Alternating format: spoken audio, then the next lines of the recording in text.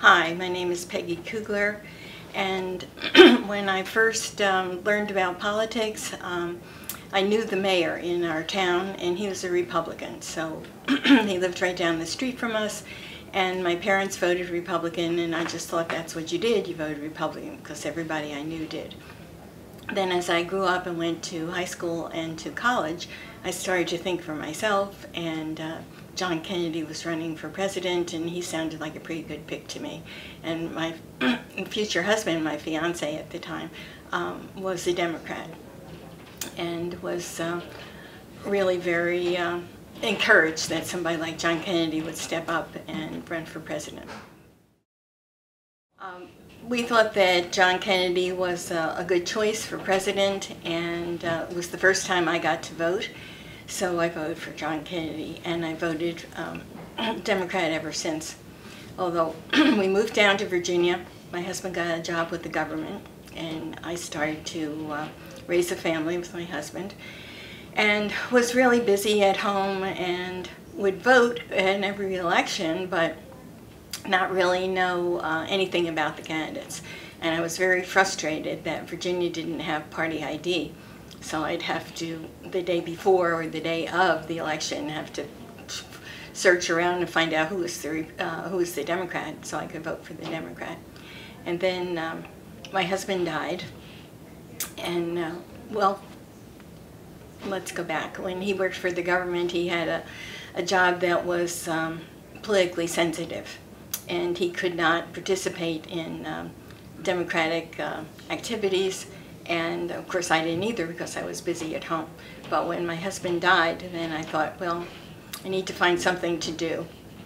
And my youngest son was 14, and he had volunteered for Chuck Robb when Chuck Robb ran for the Senate.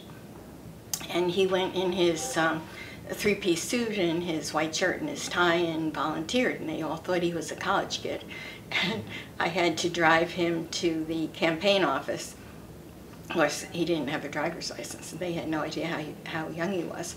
And they made him the youth coordinator for Northern Virginia. So he was very proud to do that. We were very proud of him for doing it. And, oh, you're distracting me. The Robbs knew of the situation that my husband was dying of cancer. And they took him, they also knew how old he was, and they took him traveling around the state.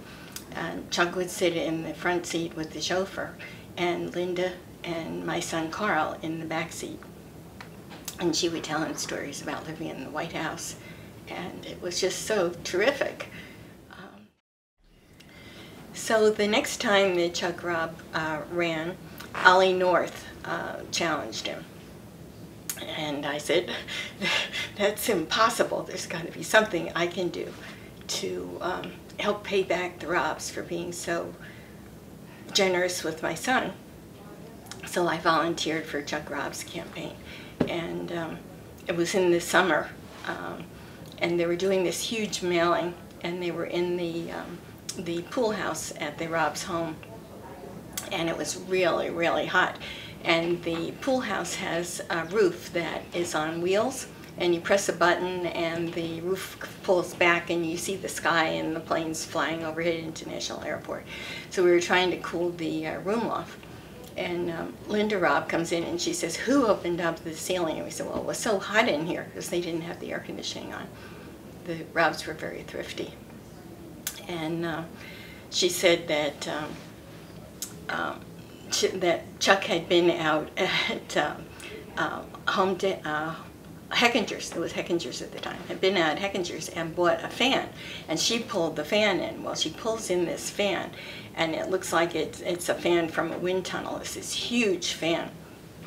And she turns the fan on full blast, and all of the papers we have been sorting blew all around the whole pool room, into the pool, along the sides, and it took us almost 2 weeks to get everything back together again.